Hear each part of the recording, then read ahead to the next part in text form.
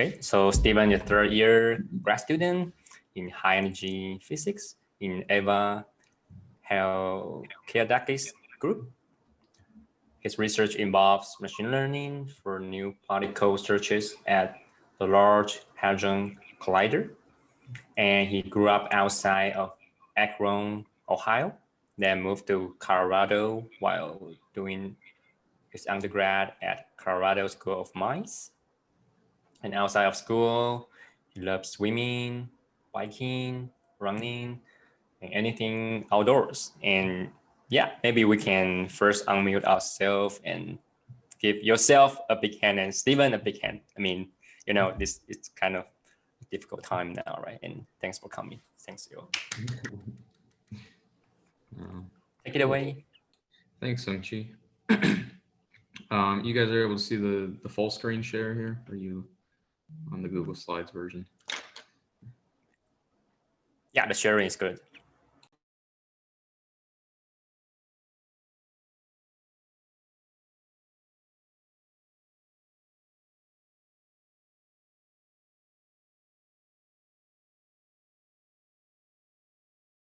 If you will, from my time training for and then completing an Ironman triathlon. And yeah, so some takeaways that you know, hopefully you can apply to grad school. I think it's all, you know, everything kind of plays into it. There's only a few of us here, and I don't know exactly how long my slides will take. So like if this just turns more conversational, that's fine. Feel free to interrupt me as much as you want. I'm happy to just chat if we're here. And then lastly, a shameless plug. If you're on Instagram, follow me on Instagram. My name's down there in the bottom left corner. Got to get those followers up. So, you know, I tend to post mostly triathlon things on there. So if this is cool, get on there. But I'll get right into it now. So I'll start with, you know, what is an Ironman triathlon? Or, you know, it's usually just called an Ironman. It's basically, you know, it's a single day triathlon. It's the longest of any, you know, sort of standard distance triathlon. The total event is 2.4 miles of swimming. And then you get out of the water and jump on your bike for 112 miles. And then you get off your bike and you run a full 26.2 mile marathon. And that's all back to back to back. The total distance you cover is 140.6 miles. So you'll also, sometimes you'll hear to it referred to as like a full distance triathlon, or more commonly a 140.6, or simply just say Ironman. So you could hear, you know, I'm training for an Ironman, or I'm training for a full triathlon, or I'm training for a 140.6. Those are all kind of standard terminologies that are used. Now, technically, like the name Ironman is actually like the brand that hosts most of the events. But they host almost all of the 140.6 distance triathlons are hosted by Ironman. There are a few there's a few smaller ones that are hosted by different companies. So I guess technically those wouldn't be Ironman because they're by a different company. But you know, you kind of just use the term to refer to that distance. And then if you go on Wikipedia for the Ironman triathlon page, which I did yesterday, it considers it one of the most difficult single day sporting events in the world. Having done it, I'm not so sure that that's true. It's not too bad, but that's according to Wikipedia, and to kind of get you motivated here. Can I ask a question? Of course. So which one is the most challenging? I mean, swim, bike, or run? Like typically, like what would you feel, and typically what people feel? Which one? Typically people have trouble with the swim just because most people come into it from either a running or a biking background. But really the swim takes the least amount of time, and it's just in terms of completing, it's not quite as daunting as these other two. Usually where people like break down and can't do it anymore, you know, where people really struggle is the run, because it's a long way to run on its own and you're doing it at the end. So typically the run is where it hurts the most. But the bike is the longest of all the legs in terms of time. I mean, the swim is by far the shortest. The bike takes the longest. I've got those like average split times coming up. Yeah, right here. So if you're doing an official Ironman race, there's a time cutoff of 17 hours. So typically they start at about 7 a.m. and you have to finish by midnight for you to be considered a finisher, for you to call yourself an Ironman. Some like normal human times are usually like 11 plus hours. Breakdown by discipline there. It's usually about an hour and a half swim. Bike takes people anywhere 4.5 to 7.5 hours. And then the run, 3.5 plus. The run's probably more variable there. Some people really have a hard time and some people are strong. I think you're kind of considered elite if you can do it under 10 hours. That's like a huge milestone people strive for. But either way, you're out there for a pretty long time. Now, the world record I have here because they're absolutely incredible. Jan Frodeno did it a couple years ago in 7 hours and 35 minutes, which is blistering fast. There's his splits there. He ended up running, if you pay attention to running at all, he ran a 2:39 marathon, which is crazy fast, and he did it at the end of all of this. And the world record women time is not much slower, just 8 hours, so only about 40 minutes slower. She also set the world record on the Germany course. They both did it in Germany.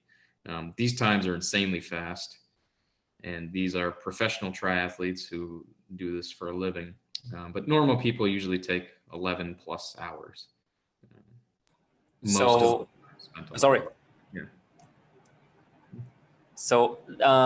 they're why they're both in Germany? Just is there a competition? Well, the courses vary quite a bit, and your time is really dependent on the course. Oh.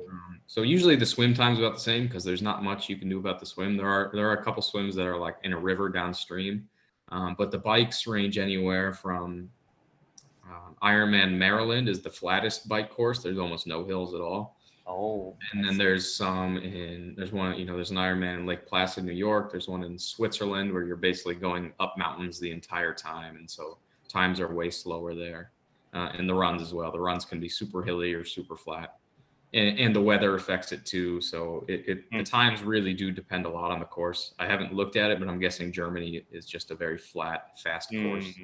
Yeah, makes sense. So that's what it is. The world championships every year are hosted in Hawaii on the same course. Oh. And those times are usually slow. It's pretty rare for anyone to break 8 hours in Hawaii, because it's a hard course. But I'm guessing Germany is just a fast course. I'd have to check it out though. But either way, this is like crazy fast. I have a quick question. Yeah.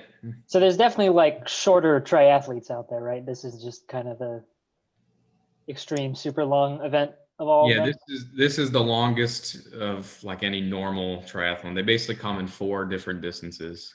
Ironman, which is here, then there's half Ironman, also called 70.3. which is exactly half of an Ironman. It's 140.6, so 70.3 is half. Then there's Olympic distance, which is about half of that. And then sprint, which is again about half. So it's not exactly, but they could go from shortest is sprint, then Olympic, then half Ironman, then Ironman. And they more or less double each of the disciplines in distance. Not exactly. But a sprint triathlon usually takes people an hour to an hour and a half. An Olympic would be like a 2.5 to 3 hour race. So yes, there are shorter triathlons. There are longer ones too, but they're like special events at that point. You got to like seek them out. And they're not like regularly hosted. So I think it's fun to like kind of go over my timeline and how I got into this. This is kind of a big thing of it, and it shows like what's going on in my life. So this was my original timeline. If I go back to just a little bit over a year ago to September of 2019, I did my first triathlon. I spent all summer training for it just on my own.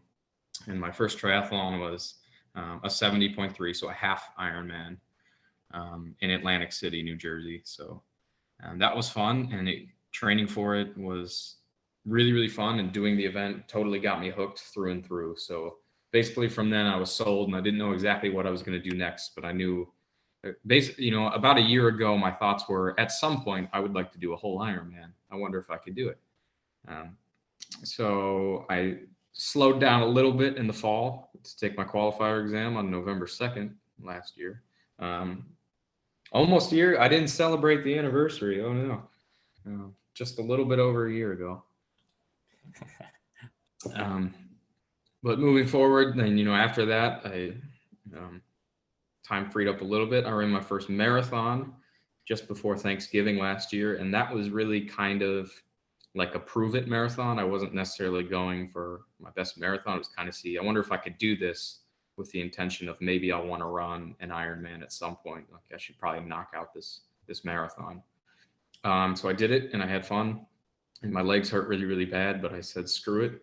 And a few days later, I signed up for Ironman Tulsa, so I signed up on November 29th and I was planning to race May 23rd. So I gave myself about 6 months. I was already in really good shape. I had done a half Ironman and a marathon. So 6 months was a reasonable time frame for that. And I basically picked Tulsa because it was right at the beginning of summer, and I was planning on spending the summer 2020 at CERN in Switzerland, but of course that didn't happen.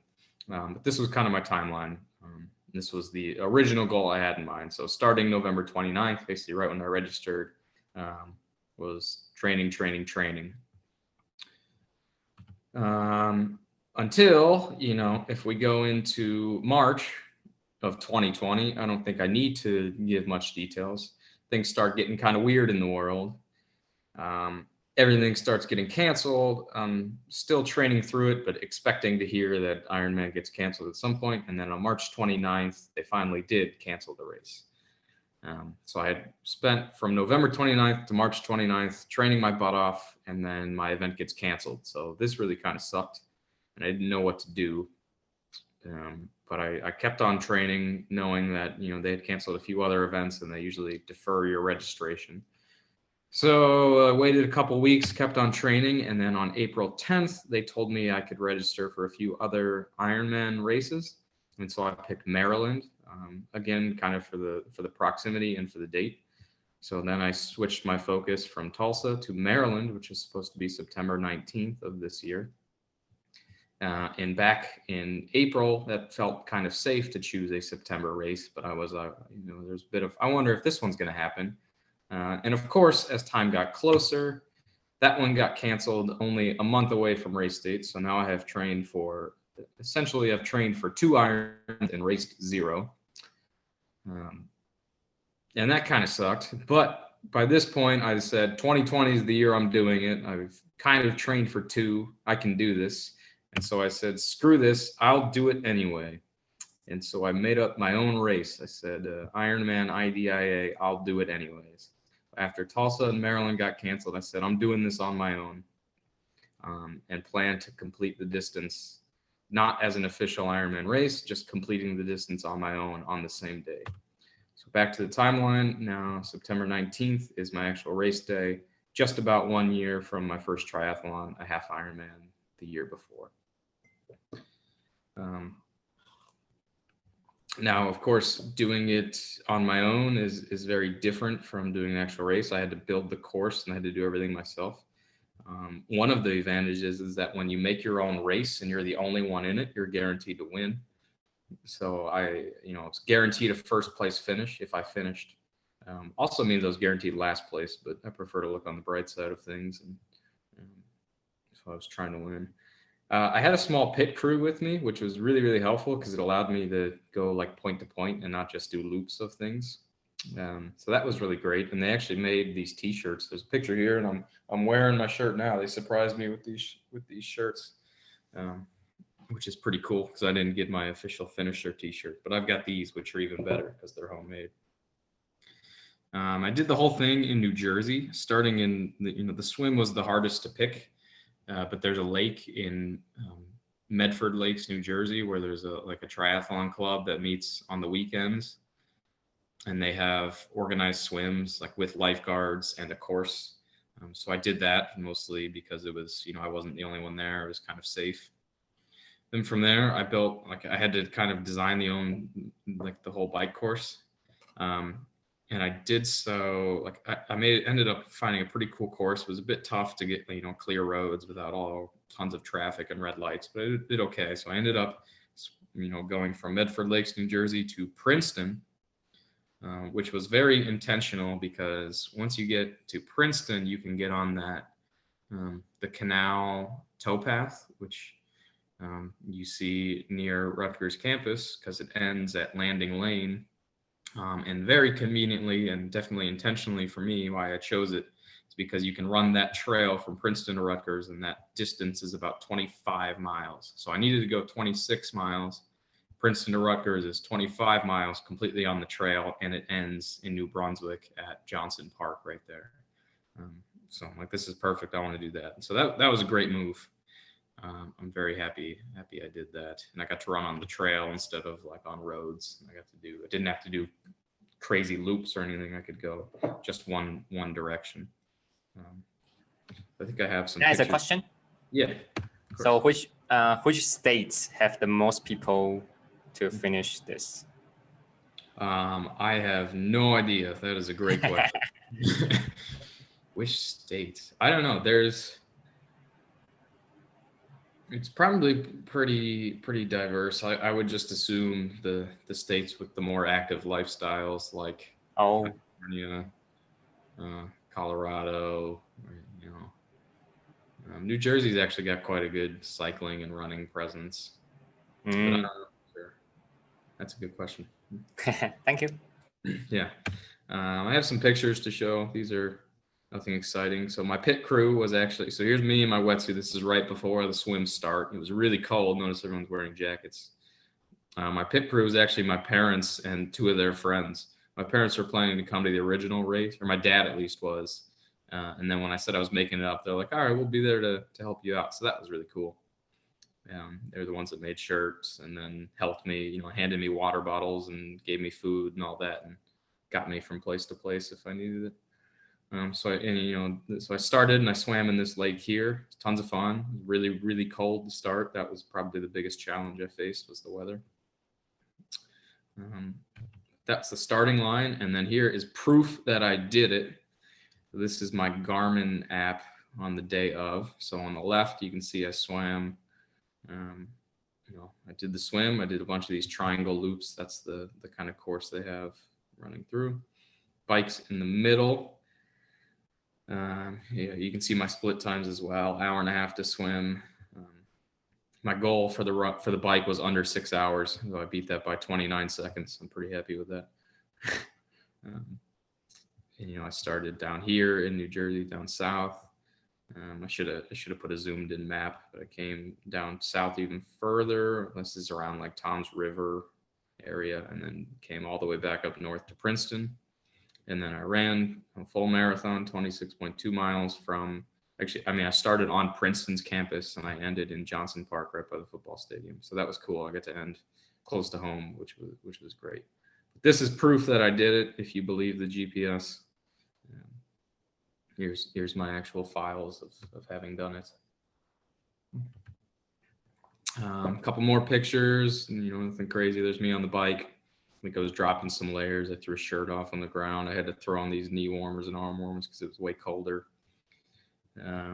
Picture in the middle of me. That's right after I got off the bike, about to start the run. Not sure why I'm smiling, knowing I have to go run a marathon after I'm already dead tired. And then there's me at some point along the run, eating some snacks or doing something along the way. My pit crew doing a good job of handing me my box of food. I have more pictures. Oh yeah, and then the finish line. I finished here at Rutgers. I had a couple friends show up at the finish line. Took a nice blurry picture, hands in the air, of course. It's classic. So, and you can see in this right picture, there's Rutgers Stadium. So I got to finish really close to home. That was cool. So I took, Ironman, I'll do it anyways, and I turned it into I did it anyway, which was the goal. It was tons of fun. Race day was tons of fun. And you think all along the way that race day is the biggest challenge, but really it's not. Race day, if you put in the training, you know kind of what to expect. Of course, things go wrong, and to be honest, I was totally in fear of what it's going to feel like to have to run a marathon after biking longer than I'd ever biked in my life and swimming before that. But I knew I had a plan, and I stuck to it. And race day, it was tough. It was hard, but it wasn't the hardest part of the whole process. Really, the hardest part was learning how to manage your time and how to train and how to get through all the tough workouts and be a person and a student as well. And so along the way, I learned tons of lessons, and I've talked about it a lot. And it really did change me quite a bit in many ways. And a lot of the skills I learned in triathlon have carried over into other aspects of my life. So I'll talk to you really quickly about time management, and then a few of the other big takeaways as well, and how you can apply them specifically to being a PhD student. In terms of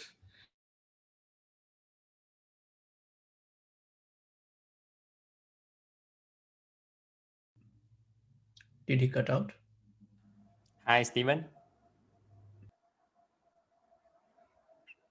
Hello, Steven.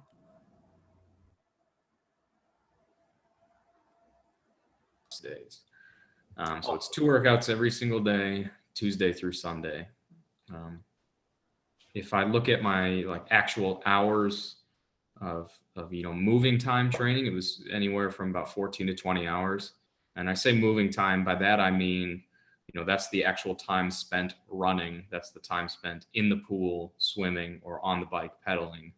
That doesn't factor in anything like, driving to the trail or walking to the pool or showering afterwards, or other time I spent, stretching out or using a foam roller or, doing bike maintenance. So all in all, I would estimate that I spent anywhere up to about 30 hours per week training. And now, and I say Mondays are days off, but, you can't, when you're training this much and you're doing schoolwork, Monday had to turn into food prep day or, cook day or bike maintenance day. So I didn't have a workout scheduled. I was very much had to be on my grind there. And of course, while all this is going on, I'm trying to balance it with being a student, being a PhD student. So in the spring semester, I was still in 2 classes. Fortunately, it wasn't in the fall or in the summer, and doing research. Along with that, I had a few conferences. I had a big conference a big school in January in Chicago. I had another remote school in August in Chicago. I had some presentations, some conferences I talked about all along the way. And then, of course, the stress that we've all had to deal with is adjusting to working remotely and getting through the COVID shutdown through all of this, because that was all, that's all taken place within the last year and within the training process. So, like I said, we could turn this into an entire time management talk, and I don't want to do that because it's not quite as fun, but I can give some of my quick tips, what I learned. One was, controlling what you can control, and, truly controlling it. So a huge thing for me was doing meal prep when I had to, when I was still going to the lab and still doing all this stuff. I turned Monday into meal prep day, and basically I would make 5 or 6 days worth of breakfast, lunches, and dinner, and have them all in individual containers. I would totally meal prep it all the way, because I kind of had to, because I couldn't afford to spend that time cooking. And it meant, so it meant that everything was ready, everything was prepped. And also I had good, healthy food too, which is important when you're training that hard. You do need pretty good quality nutrition. And having a plan for the week was big too. I remember when I was training for my half Ironman, I would kind of, a couple of days before, I'd say, all right, I'm gonna swim. I'm gonna swim on Tuesday. I'll bike Wednesday. But for the full Ironman, I needed to take away that decision stress. And so I had like an online plan, helped me out, and I knew exactly, I could have told you every workout weeks ahead of time. And so that was cool, really, and pretty critical to my success was to just have that plan, take away the decision. No, all right, tomorrow I've got to swim, or tomorrow I've got to get my run in the morning and then bike in the evening or whatever. Another huge thing, which is I think is totally advantageous as a PhD student, is that we really do, many of us have like a lot of freedom with our schedule. Of course, it's not the same for everybody, and it depends a bit on your advisor and who you're working with. But most grad students, and I'm one of these, it seems that people don't really care when you work, as long as you get your work done and that you're at your scheduled meetings. But other than that, you can kind of do whatever you want. You don't really have to work a 9-to-5 job if that's what works. If that's what works for you, then do it, but you don't really have to. So I would regularly do things like show up for work at 7 a.m., work for 2 or 3 hours, and then walk to the pool, go get a swim in, come back, work a few more hours, and then, get an afternoon run, and then work a few hours, break it up like that. And, as long as you're still getting your stuff done, it doesn't really matter when. And I was able to take advantage of daylight or pool hours and whatnot. Another fun thing I liked to do was, I do a lot of data science, was, get something set up, trying to automate it as fast as I can, and then start my code, and then, oh, hey, my code is running, I got to go running. Or the phrase I commonly use, because I do machine learning in my research, is, I do machine learning, in which case you train your models. And so I'd say, hey, my neural network's training, I'm training. I'd go out if I could.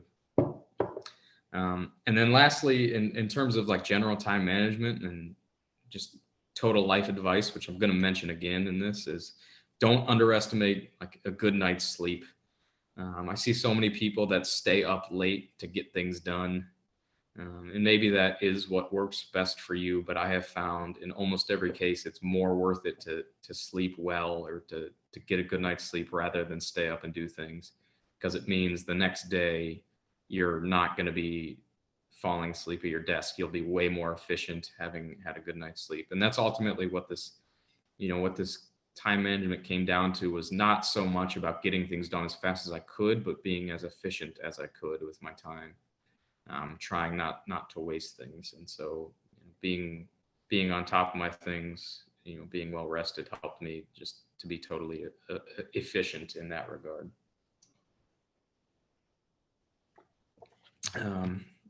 Let's see. Okay. So that's all I really have in terms of time management. If you've made it this far, you've sat through a bunch of those, and I don't want to bore you with that. But I do have what I think are some cooler, big takeaways and things I thought about a bit more, and things that kept coming up and that I believe were totally crucial to my success. So I think I have three quick things here. So let's just get right into it. The first big lesson, maybe not first, these aren't really in any particular order, but one huge lesson I learned was the importance of like focusing on the process rather than the end goal. So going back to my timeline, when I registered for Ironman Tulsa, I had that date on my mind entirely. I was fully focused on Ironman Tulsa. In my workouts, when things were tough, I'd say, hey man, like buckle down, Ironman Tulsa, May 31st. I had that date so well memorized. May 31st, you got this, May 31st. That's what you're training for. Well, of course, that ended up not happening. It got canceled. And I realized in that point that it wasn't so much about May 31st. It wasn't about Ironman Tulsa. By the time that event got canceled, I had,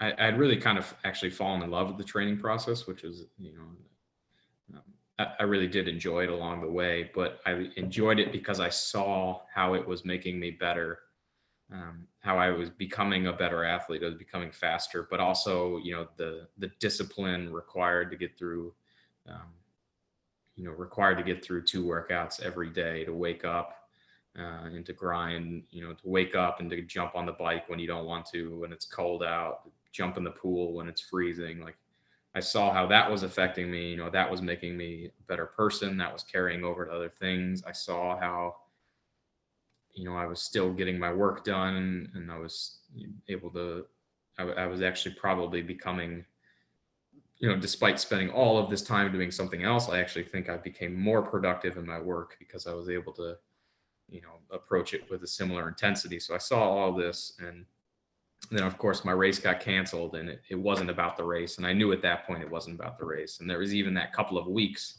before I registered for my next triathlon when I didn't even have a race day, and it would have been so easy. And so many people did. I was watching all the race forums. It would have been so easy to just stop training, sit around and start getting slow and lazy and drinking beer every day, like maybe I wanted to. But I knew that the process of training was making me a better athlete and a better person. So the lesson there in the triathlon world is that, it's not necessarily about race day. That's not your ultimate final goal. Really, your goal through all of it is becoming a better athlete. And the takeaway and how that, you can apply that to grad school, it's a direct analog. Your PhD defense, your thesis, is everything you're doing now centered on the day that you defend your thesis? No, it's really not. That's the day that they hand you the label. That's the day they give you the medal, so to speak. But really what you're doing is you're learning how to become a scientist, and you're going to learn so much more than you put into that thesis defense. And if you're solely focused on that last moment, on that final period in your thesis, and then finally defending it, I think that's the wrong mindset. I think you really need to focus on the journey along the way, on becoming just a better scientist, a better student, learning everything you can along the way. So that's one of my first big takeaways. The next one has to do with your overall health. And I've thought about this a lot, and this is becoming, a bigger part of my life. But I think, one, you should totally prioritize your health. I think it is worth it in every way. And two, your health is not just physical. It's not just mental. It's totally holistic. Everything is interconnected. And I've seen this through and through.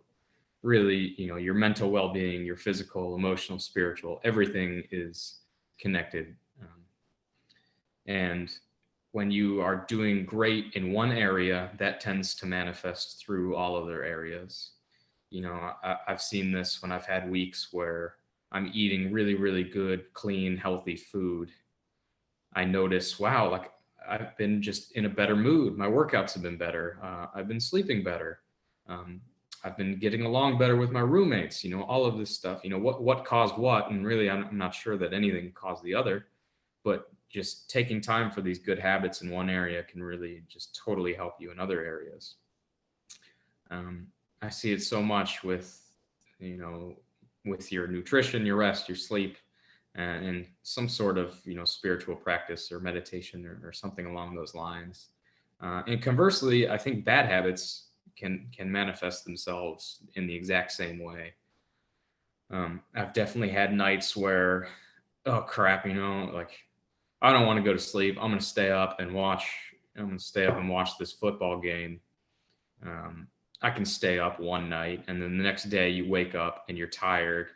And so you drink coffee, and then that, you drink coffee, so then you're jittery, and you're, maybe for me, when I drink coffee, I get all jittery, and then I get like ravenous. I start eating a bunch of food, and I'll eat whatever junk's around, and then I end up eating too much, and then I have a bad workout. So bad habits, in the same way that good habits, they spread through all of these areas. So in the triathlon world, I might ask myself, like, oh, hey, did you have a bad workout today? How did you sleep last night?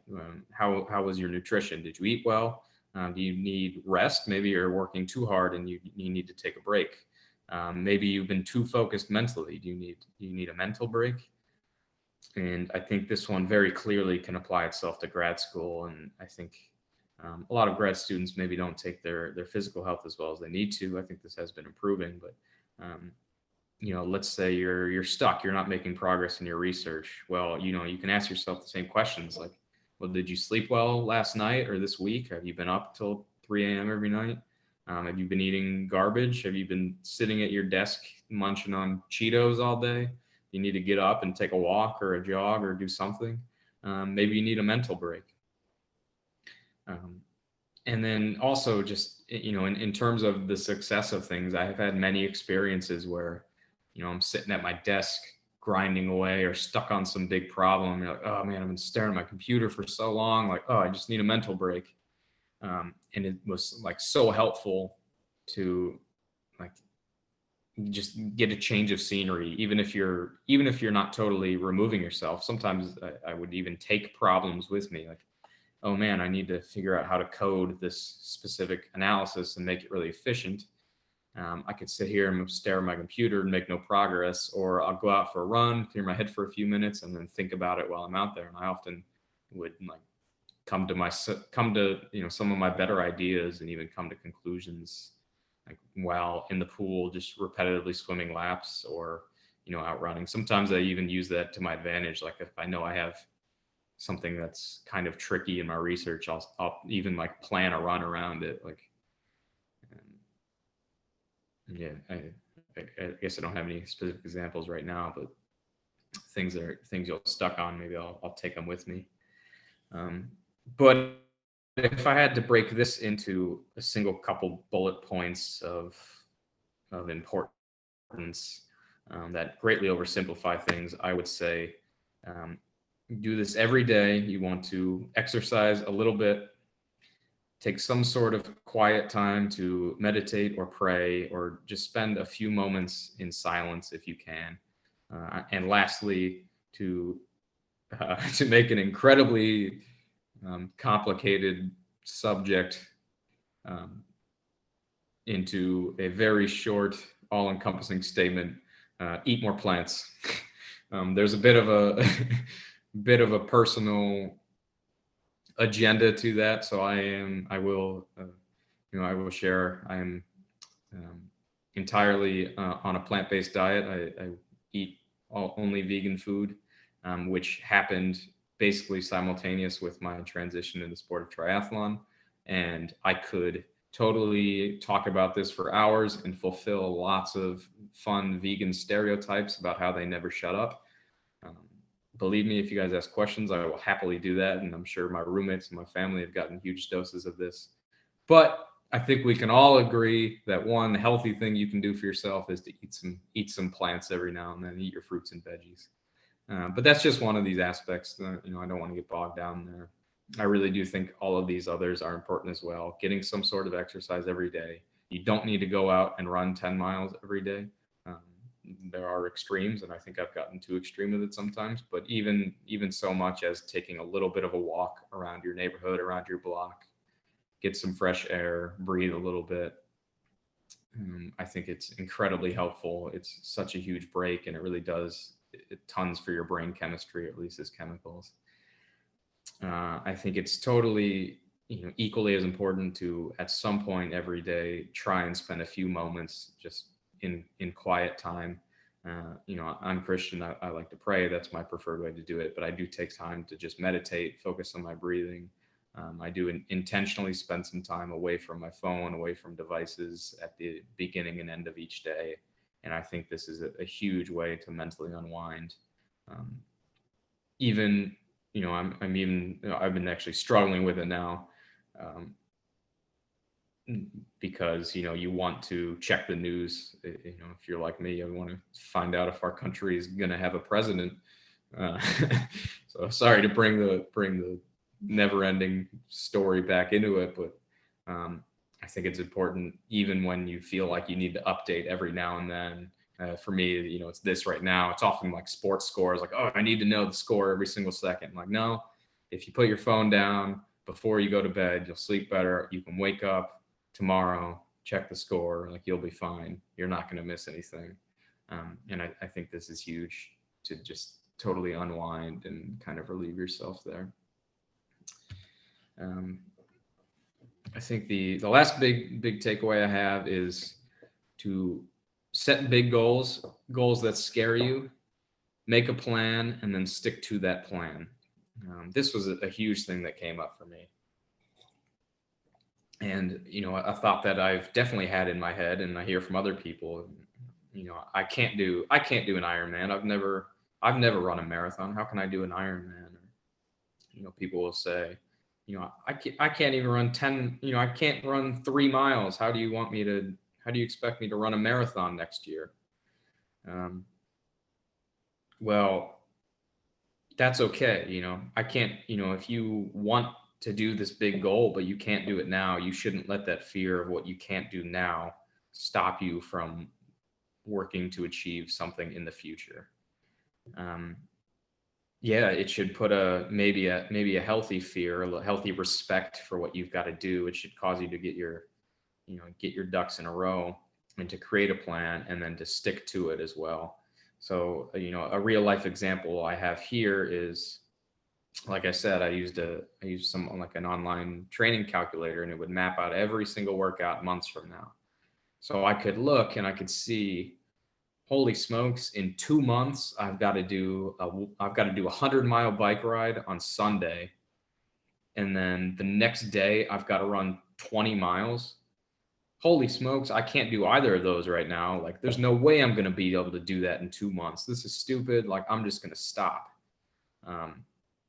But I had to just remind myself, well, you know what? Like, maybe you can't do it now. You're right.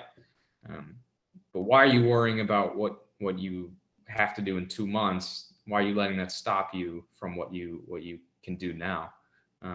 Do what's on your plan. Stephen, you don't have to run 20 miles today. You've got to run 6 miles today. Tomorrow you'll run 8. Just worry about what's in front of you. Use your goals to motivate you to set these, to set these milestones, but don't let the fear of what you can't do now stop you from making a plan and sticking to it. So again, the triathlon goal is, you want to train for this big thing. You want to do an Ironman, but you feel like you can't do it. Well, you don't have to do it next week. You don't have to do it the week after that. You have to do it on race day. So make a plan that prioritizes your long-term success and stick to that every day. And that means also, not getting over anxious and trying to do too much either, because then you can burn out and end up just skidding your wheels, so to speak. And I think this totally has a direct analog to grad school. How many of you have had the thought, like, wow, like, these professors are so smart. How on earth am I ever going to get there? Or even more realistically, holy smokes, I'm a second-year grad student, and I feel like these fifth years who are getting ready to defend know so much more than me. I'm never going to be there. I'm never going to be, quote unquote, the world's expert in a subject. I don't even know how to, calculate the force of this spinning top in a non-inertial frame or something like that. How am I supposed to do this? Well, you know what? You're not defending your thesis tomorrow. It's okay if you're not an expert right now. Do what you got to do now. Get your homework sets done. Work on your presentation next week and commit to those wholeheartedly. That's your plan right now. And before you know it, you'll be there, just like everything else. And this one's very real for me. It's something I'm still kind of struggling with now. It kind of plays into imposter syndrome and all that. But you know what? You're not defending your thesis tomorrow. It's okay to slow down. And this wraps up into one of my favorite quotes, which is, I heard it first in a book by a guy named Rich Roll, who I totally recommend. But when I was trying to, I don't have the book with me right now, so I was trying to Google it, and I guess it's, I think he was quoting someone else. So I don't know exactly who it's attributed to. But this is, I think, a great reminder. And I guess this is kind of paraphrased here. But most people, in fact, almost everyone, I think, will overestimate what they can do in one day and underestimate what they can do in a year. Everyone, or so many people think, oh, tomorrow I'm going to do all this, and they've got this crazy laundry list of things to do. and then they get stuck, they get overwhelmed, they can't do it all, because you can never do everything all at once. And if you do that day after day, then you're not going to accomplish everything. But if you make this plan and you have, you prioritize the long-term success, and I'm sure you've seen this in other areas, then, stick to the plan. And then before you know it, you'll look back and you'll think, holy smokes, like, look how far I've come. Look at all of these things in which I've grown. Like, I think we really, really do overestimate what we can accomplish in one day and underestimate what we can accomplish in a year. So I really like this quote, and I had to throw in at least one cheesy quote here. I think I'm actually nearing the end here. I have a couple. So those are the big takeaways. I have a couple smaller ones as well. One, just the emphasizing the importance of routines. Specifically, I saw this in March, when things were shutting down, when school was closing.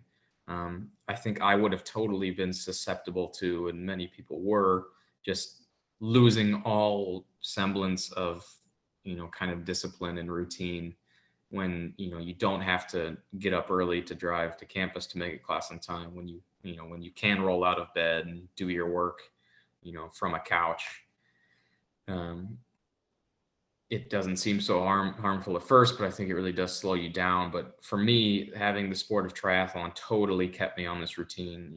There were a couple weeks when things were shutting down, and I was totally like, no, stay focused, train for your race, get your workouts in. So I was still able to make sure I was getting to bed early so I could wake up and get my workout, and then would do my schoolwork in the middle of the day so I can get my evening workout, get good food, and go to bed. So having the goal and having the triathlon there was very, very crucial to keeping me sane and functional during the COVID lockdown. I was actually really thankful that I had, this larger goal to keep me on my grind. I've been, basically able to keep my sleep schedule and keep a lot of good habits, more or less because of triathlon during all that. So having a good routine and sticking to it, I think is really important. I also just talked to you a ton about having a good plan, but of course you have to be adaptable as well. The most concrete example I can give you here is that, I had to kind of figure out how to swim when every pool in America was closed. So, I could have just stopped and said, I'm not going to do anything at all. And, I don't necessarily love swimming, so that was very tempting.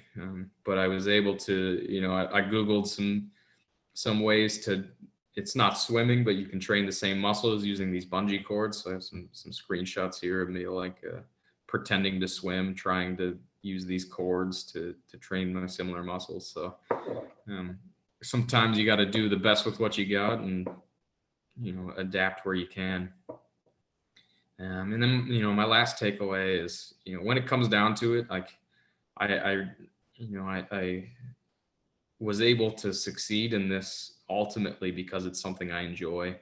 I don't think all of you are going to listen to this and then go out and do an Ironman. I think you all could. I really don't think it's that daunting, but so I think practically and physically you all could.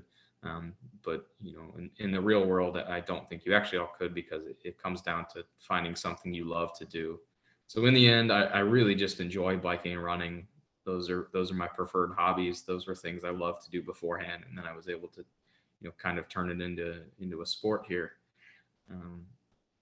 But when you find the things you really like doing, it can just doing it for the love of the activity can really help you go a long way. So that was very important to me as well.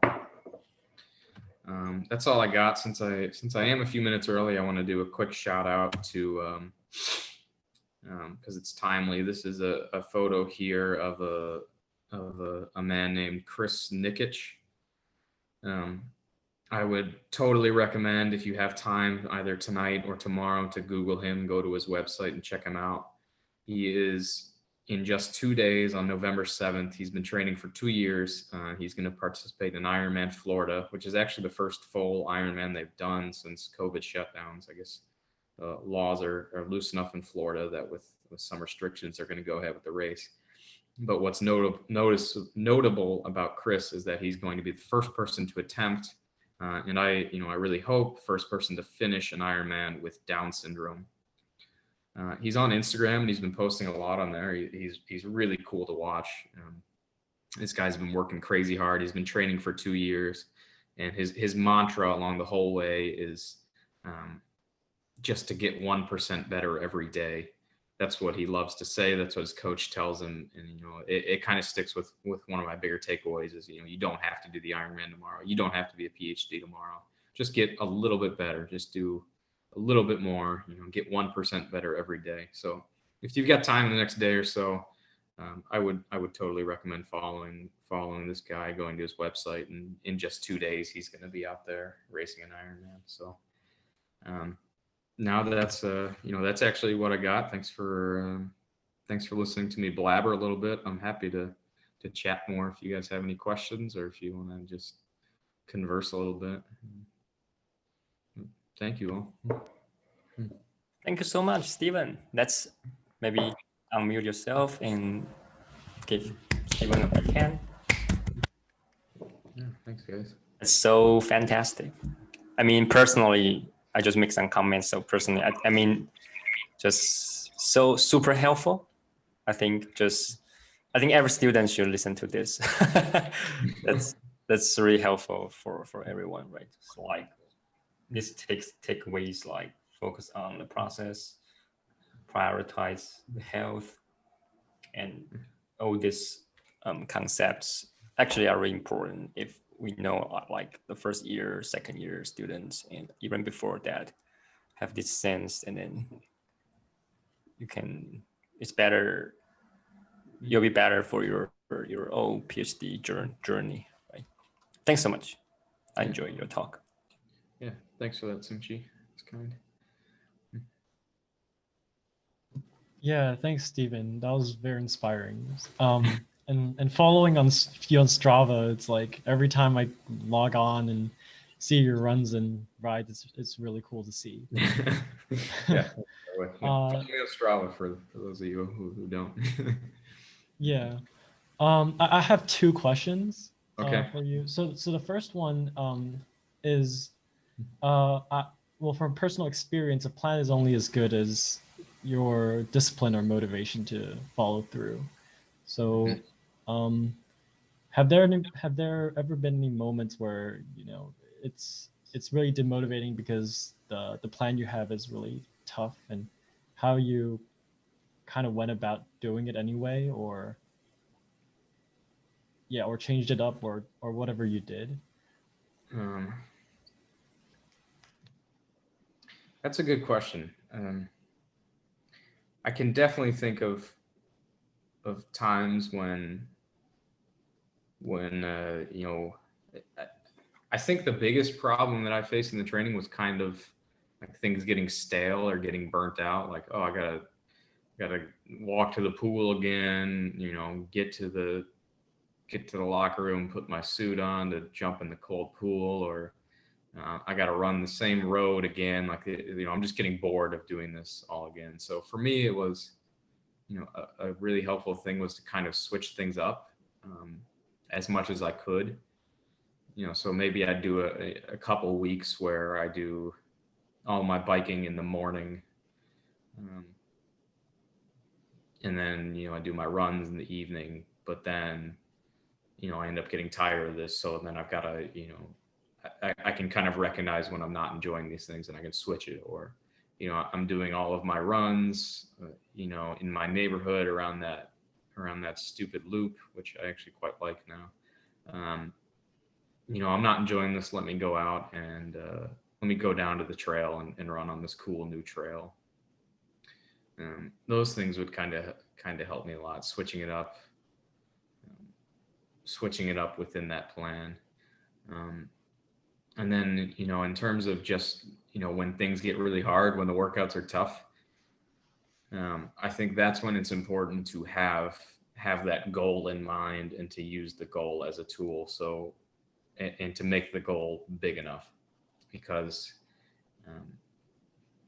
like I said, doing an Ironman was hard, and it was big enough of a goal to scare me. And I knew that come race day, I'm going to have to, I was always scared of that moment from, getting off the bike and then you got to run a marathon.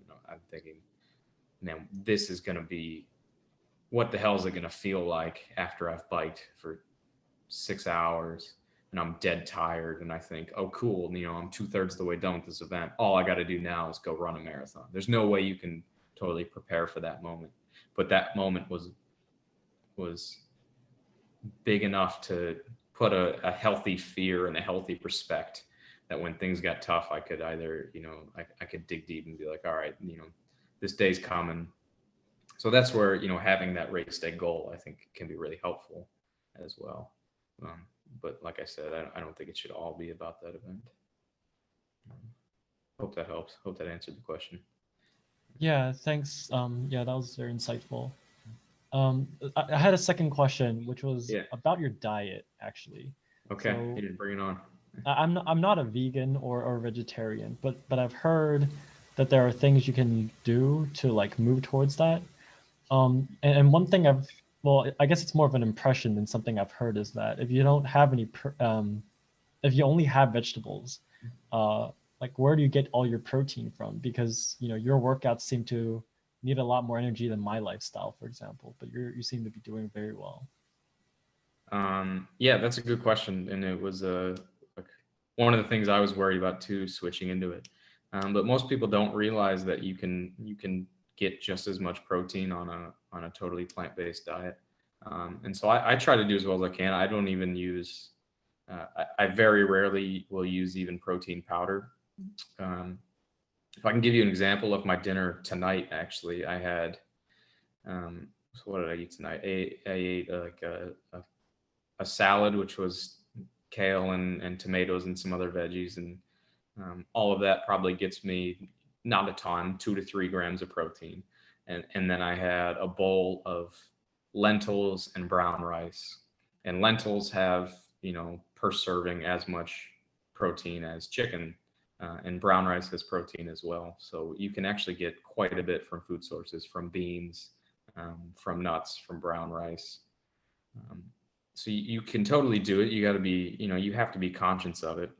But another thing is that in America, almost everyone tends to overestimate how much protein is necessary for both for daily functioning and for, athletic performance. In terms of daily, if you're just, the minimum protein needed to survive per person is very, very low. You need about 30 to 40 grams per day, which you can get eating like iceberg lettuce. You can get almost on anything.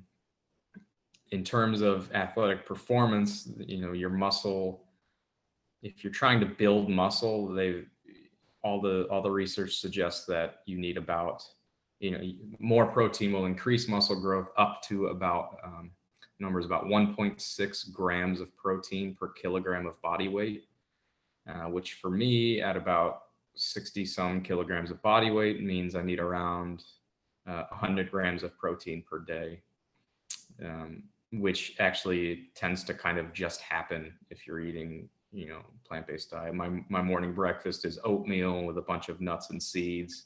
I usually get 20 grams of protein just there. My lunch will be, something similar.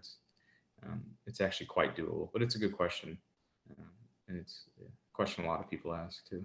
And then of course you can buy protein powders as well. And I will use them if I think I have been lacking, or if I haven't been getting it good quality food. So I will do that a little bit if I need. I see. Thanks very much. Yeah. So related to that, I had a question about like the mechanics of like your diet and your workout.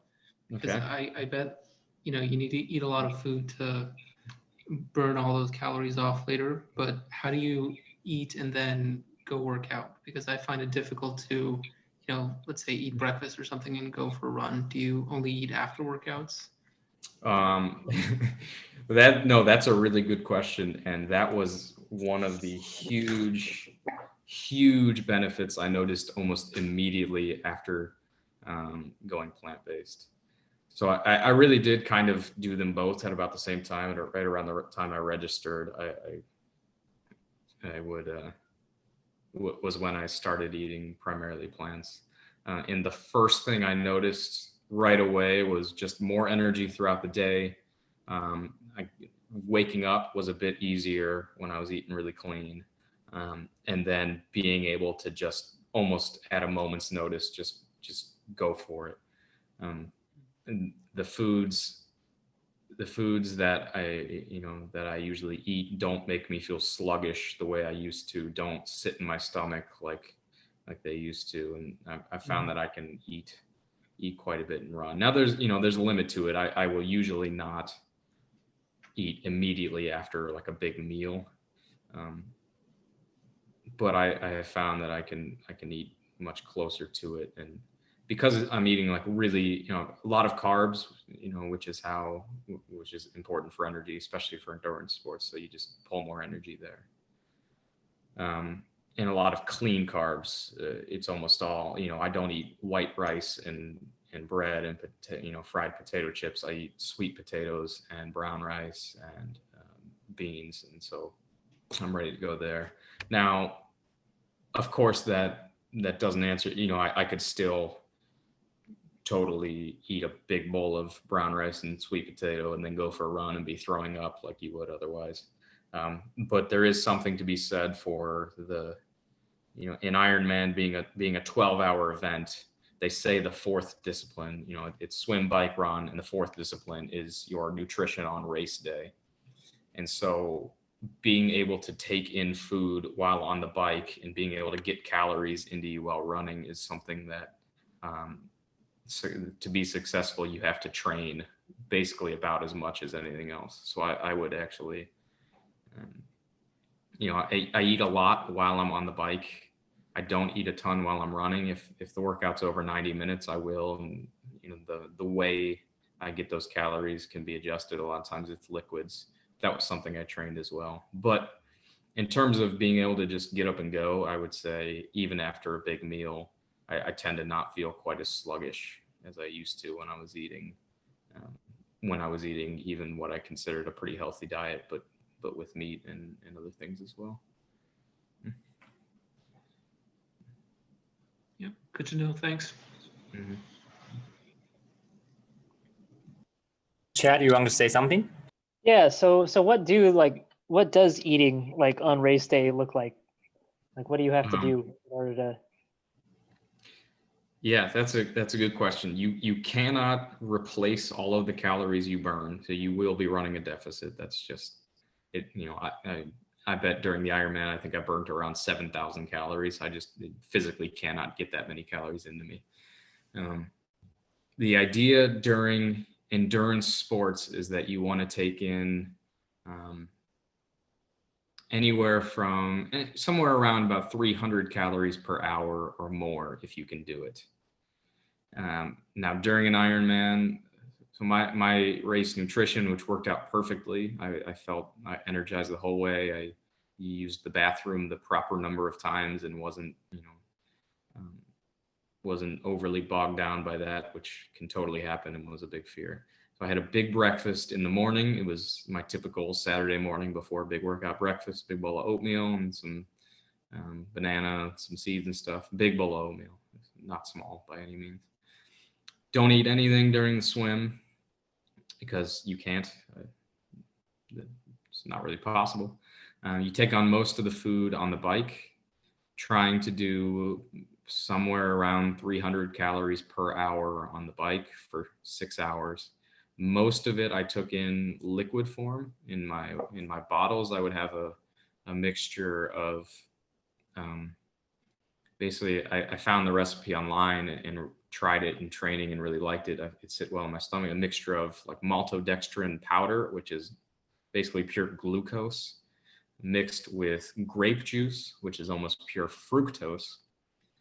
Because while you're going through aerobic activity, you can absorb calories best at a 2-to-1 glucose to fructose ratio.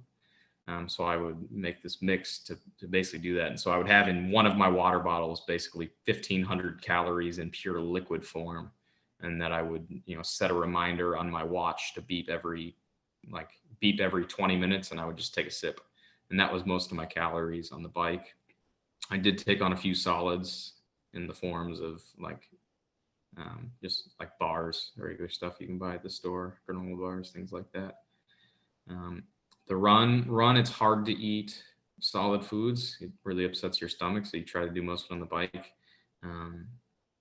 But you still need to take in food for a 4-hour run, or so you can't ignore it. I typically prefer things like applesauce, or like the actual goos that they make for this type of thing. Those are usually pretty clean, pretty good. Or like energy gel is what it is. And then like if you're just trying to get pure sugar, because you go through glycolysis, your body turns sugar straight into ATP and energy when you're doing these things. So one of my favorite ways to get quick sugar is like Coke. In my day-to-day life, I won't take it on, or I won't drink any soda at all. But in the middle of a hot run, when you got some time to go, there's nothing better than like a nice sip of Coke or ginger ale or something. But I will say that the race day nutrition is truly something I trained for about as much as any of the others. It was every Saturday workout. Usually Saturdays were like a long bike straight into a run, trying to prepare for running right off the bike. And I would try something like, oh, I want this on race day. The slogan is nothing new on race day. You want to try everything you can. So you don't want to just go in blind. Yeah, that's a good question. That makes sense. Mm-hmm. But so like having a soda, that doesn't like upset your stomach? I just like a sip at a time is all I could do. If I did more than that, it would totally upset my stomach. Yeah. But in small quantities, I like the carbonation. I think actually like helps, because when you're doing these long, you take in a lot of sugar and liquid and like energy gels. So getting a little carbonation actually usually makes you burp, but I think it actually kind of helps my stomach. But again, sips, not chugging a whole soda.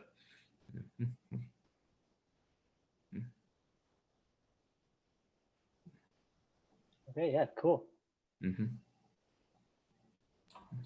Yeah, you can get another PhD in nutritional sciences.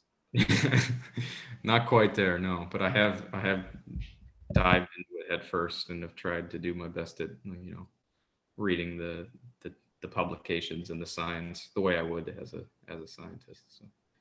Yeah. Okay. Any other question? Okay. Then if not, then thanks all for coming. So I'll see you around, and yeah, thanks. Have a good night.